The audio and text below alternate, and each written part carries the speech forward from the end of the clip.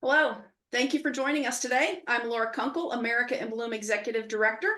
America in Bloom envisions communities across the country as welcoming and vibrant places to live, work, and play, benefiting from colorful plants and trees, enjoying clean environments, celebrating heritage, and planting pride through volunteerism. Through our programs, grant opportunities, online resources, and the sharing of best ideas from towns and cities across the country, we empower communities to beautify and improve the overall quality of life. Today's webinar is an example of the ways that America in Bloom shares information to help communities become more beautiful, vibrant, and sustainable. You can learn more about AIB by visiting our website at americainbloom.org. A quick housekeeping note, if you have questions during the webinar, please put them in the Q&A section of your Zoom toolbar. We will answer questions at the end. For today's webinar, we are honored to have Cheryl Corson with us to present current research on positive health outcomes linked to outdoor time in any green environment, whether it's urban, suburban, or rural. Cheryl may be the only landscape architect who is also a national board certified health and wellness coach. She's been an America in Bloom advisor since 2019. Cheryl lives just blocks from the Susquehanna River and 14 miles of rails to trails in central Pennsylvania. She tries to take her own advice about getting outside as much as possible. We are grateful to Cheryl for being with us today. Take it away, Cheryl. Thank you, Laura, and welcome everybody. I'm delighted to be with you here today on this very important topic, and I will also, as my own housekeeping tip, say that there will be slides where you may want to read more than you're able to, and then I go faster. But because this presentation will be posted on the AIB website soon after the live presentation, everyone will be able to go back, look at the video, stop the slides, write down a link, or read something further. So enjoy the presentation, and I look forward to being with you for questions at the end. Okay, so our topic is how outdoor time improves our health and well-being. Let me just click this. Wonderful. So hold on, let me minimize this box. Okay, so a roadmap for today's presentation. First, I will define health for the purposes of today's talk.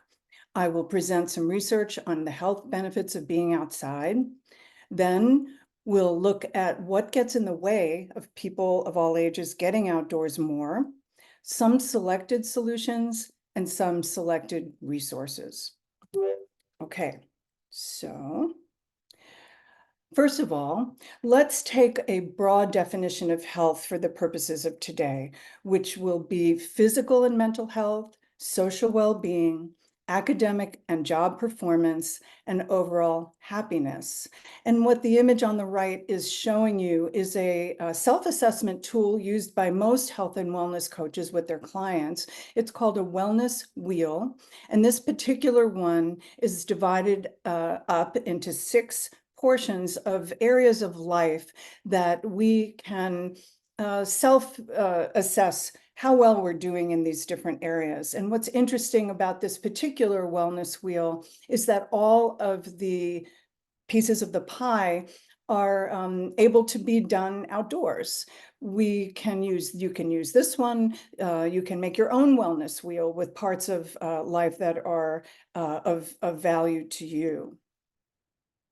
Also, for the purposes of today, here is a graphic depiction provided by the National Recreation and Parks Association of both the nature of contact with nature and the level of contact with nature. So in the lower left-hand corner, this could be something as simple as having a potted plant on your desk, and that's that you occasionally look at, let's say. And as we go vertically on a larger scale, you could go whitewater rafting in the Grand Canyon. And as we travel on the right end of the scale, these would be more nature contacts that happen on a much more regular basis. Don't worry about reading this slide, but I'm showing it to you to demonstrate the fact that social scientists of all types are studying this topic a great deal. And what you see here is part of the title page of a 2017 meta-analysis of all current, up till that point, studies on the connection between human health and nature contact. And there's a great deal of examination of this topic. And as you will see in the next slide, many research studies on the various positive health impacts of nature contact. And here are the ones that were listed in that particular study. There's 21 of them. I've reformatted this for our presentation today.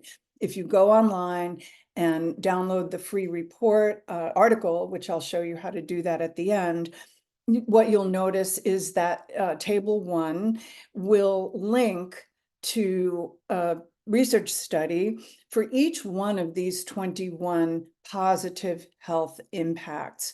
And they can range, as you can see here, from everything from improved eyesight, better sleep, reduced stress, improved immunity, better birth outcomes, lower blood pressure, all kinds of things.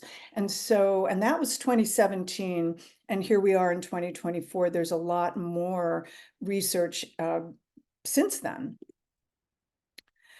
Other research is conducted on an annual basis by the National Recreation and Park Association.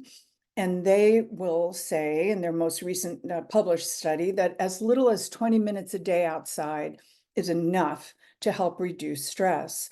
And what I will describe in this bar graph, this series of bar graphs, is that this is representing 5 segments. The farthest left is the overall population. This is self-reporting. And then the percentages of time spent daily outside is broken down by generation, with the baby boomers data set on the far right, and then the youngest folks, the Gen Zers, just to the right of the overall population. So let's look at 2 of the data sets, which is the dark green bars. Those are the tallest bars. And what you'll see is that the baby boomers on the far right self-report that 1/3 of them will spend more than an hour a day outside. The Gen Xers, that percentage goes up to almost 40%, but then we see a very big drop in the millennials and the Gen Zers, down to 29 and 28% self-reporting that they spend more than an hour a day outdoors. Now, if you look at the sort of dark mustard brown color, the smallest bar on all the way across, you'll see that the baby boomers, the Gen Xers, and the millennials, 3% of them don't spend any time outdoors, according to them. However, that percentage triples with the Gen Zers. Up to 9% do not go out. Say themselves that they don't go outside during the day at all. And so you'll be able to look back at this slide and look at the other data sets at your leisure when this is posted online. But what's the terrible irony of that data set?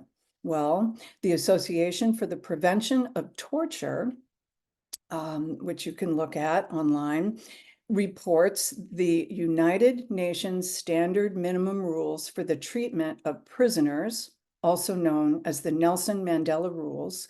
And Rule 23.1 says, every prisoner who is not employed in outdoor work shall have at least 1 hour of suitable exercise in the open air daily. And how ironic that what is treated as a human right is being voluntarily given up by 2/3 of the American population. Another study is annual study is done by the outdoor industry, and the members of the outdoor industry, which is a trade association, members like REI, sports stores, people that are trying to sell us sporting equipment, that trade association has a nonprofit arm, which is a foundation that does their own annual survey. And you can download the older ones, starting with 2022 for free on the internet. The current one is available only to members, but the 2022 data, it's a 50-page report, pretty interesting report. And I'll call your attention to the second paragraph, which says that the outdoor recreation participant who participates 51 times a year in outdoor recreation activities, that percentage declined from a high of about 72% in 2007 to 58.7% in 2021. And that's a significant decline. They're saying that the older participants, the percentages of older participants recreating has increased, but despite the increased numbers, the overall outings have declined. And who exactly is it that is getting out? Well, the same study is breaking down, and again, this is self-reporting, into demographic groups: Caucasian, Hispanic, Asian Pacific, African American, etc. And the tallest turquoise blue bar represents those Caucasians self-reporting as getting out and doing recreation activities. It's over 70%. And what is extremely easy to see from this graphic is that every other demographic is far, far behind that. And that overall, the percentage of the Hispanic population in the United States is rising, but the corollary incidence of Hispanic self-reporting people getting out and recreating is quite low. And what that means, certainly to the outdoor industry, is that this is something to watch for. And the other part of that is that predictably, this kind of statistic indicates that there's likely to be less support for the conservation of public lands because in the future, because we protect what we love. And if we have no contact with the outdoors, we're far less likely to want to protect it. So what gets in the way of people getting outside more? Let's take a look at some of that contributing data. First of all, the same outdoor industry report, it's pretty evident that video games, this is a question of for children ages 6 to 17, and it's saying, what else do you do? What other extracurricular activities do you do that are not sports? And about 60% are playing video games. And we can assume that most of the people playing video games are playing those video games indoors, whereas all the other activities may be done outdoors or must be done outdoors. And so culprit number one, I would take away from this graph is the digital environment. Another annual survey is done by the Children and Nature Network. It's a wonderful nonprofit organization. It's a great newsletter, online newsletter, and their report published in December, Trends and Emerging Ideas Influencing the Children and Nature Movement. What they find is that the growth of eco-anxiety, climate change, and environmental depression, the loneliness epidemic, virtual reality, plus artificial intelligence are factors limiting children's outdoor time and feelings of safety. We have to address this in our younger generation, in every demographic. Another contributing factor is the transportation network in the United States. So in this particular research study, called The Great Outdoors, How a Green Exercise Environment Can Benefit All. I think that is 2013, so that's itself is 10 years old study. In that paper, it says that ease of access, including transportation to a place of interest, suitable links between areas, so footpaths, not continuing without crosswalks, safe crosswalks, busy roads, private land, bicycle safety, all affect participation. And just as a side note, the same paper offers that there's evidence to suggest that exercise may feel easier when performed outdoors. And when self-selecting walking speed, participants actually tend to walk faster outdoors compared to indoors, yet they don't feel like they're exerting themselves as much. And there's a lot on that topic. If you search green exercise in the database, I'll show you at the end of the talk. Right now, as of 2 days ago, there's 832 journal articles that come up. So there's a lot on this.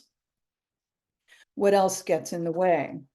Well, I would suggest that affordability is one factor.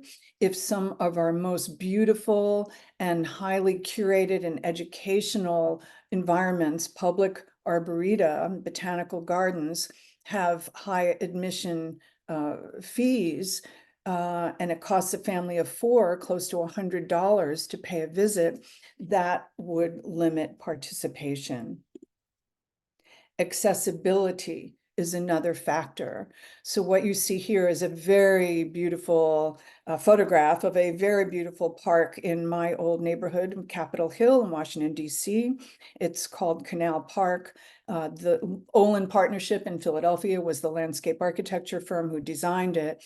And the client this is not a Washington, D.C. public park. This is on private property managed by the Capitol Hill Business Improvement District.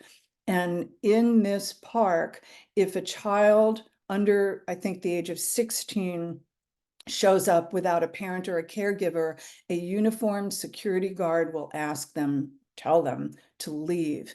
And that includes the kids who live in the subsidized housing that are just 2 blocks from this site. And that is unfortunate and not uncommon in America. Furthermore, there is a criminalization of free play.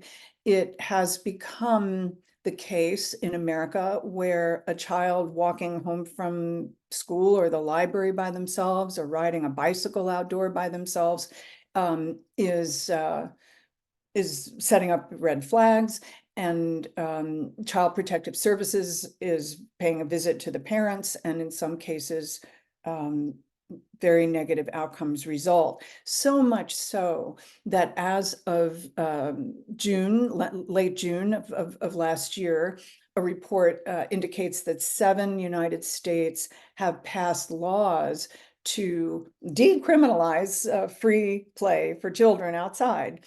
And this is the world that we live in, and it's definitely an issue. And I'm not saying that it's always safe in every neighborhood for children to play outside, but to say that that's criminal behavior for the parent is taking it a step further.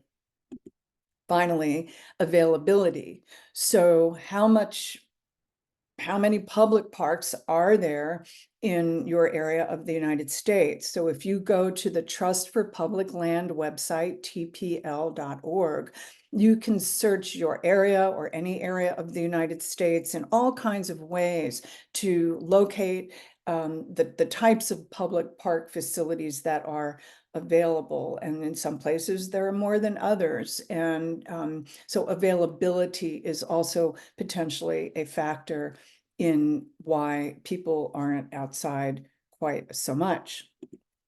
So what can we do about that?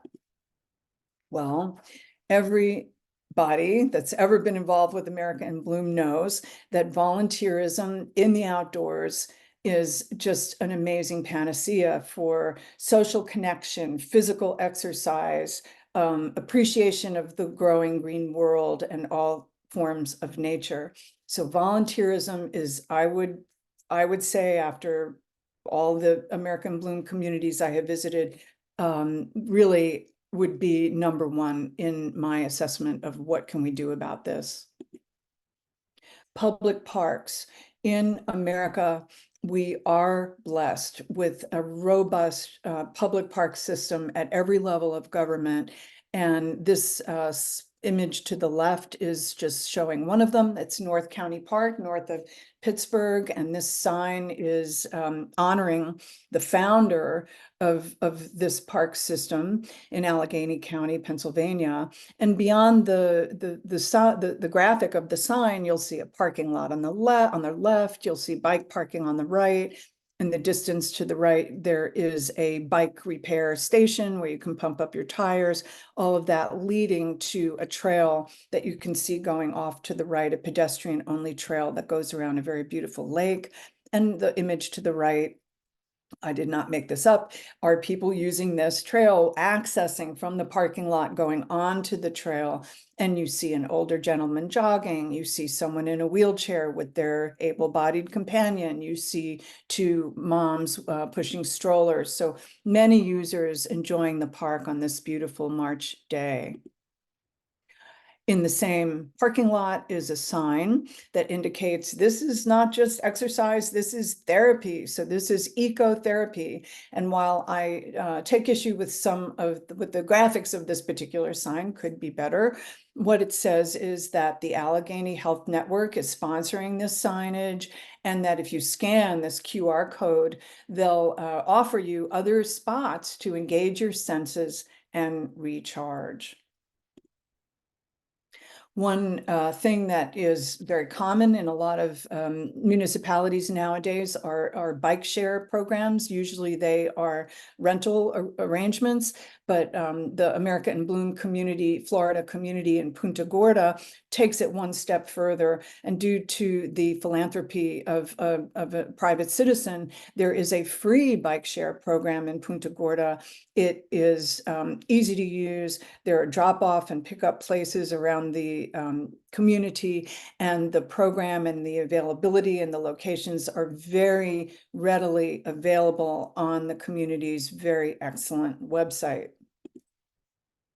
Furthermore, a free app that everyone can use is called alltrails.com. You can search on the name of the location that you are, or the zip code, or any place in the world, really. It actually goes, it's worldwide, and you will get search results that easily identify outdoor opportunities in that vicinity, and the level of, how difficult the trails are, how long they are, what other people have to say about them, etc. So All Trails is really a wonderful resource that everybody can use.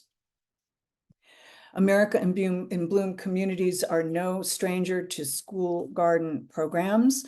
This happens to be the best school garden program I have ever seen. It happens to be run by a dear old friend of mine, Patty Kelly, in Northeast Harbor, Maine. This is a public elementary school in Northeast Harbor.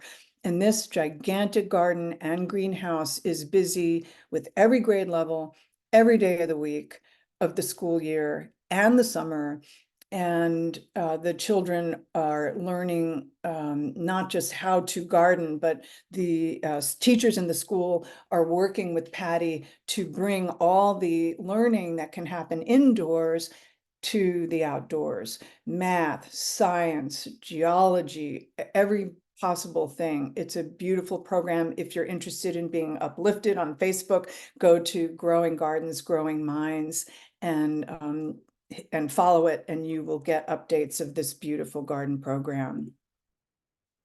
There's also a very robust trend in the United States called forest schools. This is something that started in the 1950s in Scandinavia, and it's primarily for the younger grades, and like what we would call preschool in America. Now there are over 900 such schools. I know one of them is in Lancaster, Pennsylvania, near where I live now. And this is the idea that the children are outside all the time. They're dressing for the weather, they're having their snacks, their nap time, all their activities are outdoors. And the website here is has a wonderful search feature that you can identify such a forest school in your area. Green exercise is what the scientific community is being called, is calling exercising outdoors, as opposed to, I guess, whatever, brown exercise indoors. Lee Holden is a very well-respected teacher of something of an energy movement practice called Qigong. And if you go to his website at the bottom, you will be able to locate outdoor Qigong groups or classes in your area. So here you have a photograph of over 20 individuals enjoying movement outside in nature. Also, there is a growing trend in this country of outdoor worship, and a book on the right called Church of the Wild describes this. And on the left is another website with a searchable directory where you can find outdoor worship opportunities in a certain number of spiritual traditions. There are others, but this is just one of many examples of the growing trend of outdoor worship. And finally, rehabilitation programs. So this beautiful 1.5 acre, it's a garden, is owned by Spalding Rehabilitation Hospital in Boston. It's an 1.5 acre of therapeutic garden space designed by Copley Landscape Architects, Copley Wolf Design Group out of Boston, in collaboration with the medical facilities. I've been to it. It is phenomenal. And it's just a wonderful example of using the healing power of nature to additionally inspire rehabilitation of all kinds. And if you go to their website, you can see even more images of the very artfully done opportunities for rehab that exist in this particular facility. And if you didn't need rehab, it's still a beautiful garden to go to. So let me present just a few of the resources. We've already seen many. I won't repeat them all, but the one I want you to know first and foremost is an American free public service searchable database called PubMed. This is under the auspices of the National Institute of Health's National Library of Medicine. And in this on this website, you can search for just about everything. And there's a user guide. You can refine your search. You can download most of these journal articles for free. It's a tremendous resource if you are looking for peer-reviewed, evidence-based studies on some topics that you might not typically think of as scientific, like outdoor play, green exercise. So PubMed is really your best friend, and we learn this in health coaching school and use it extensively. There are a number of books, of course, on this subject. As a reader of books and collector of books, here are some that I recommend from my own bookshelf. And I'll do them in pairs. So a really great background book on the whole issue is called The Nature Fix by Washington Post journalist Florence Williams. A similar overview of the connection between human health and outdoors, but focusing just on contact with water, Blue Mind by Wallace Nichols. Dr. Doug Talamay, a national treasure.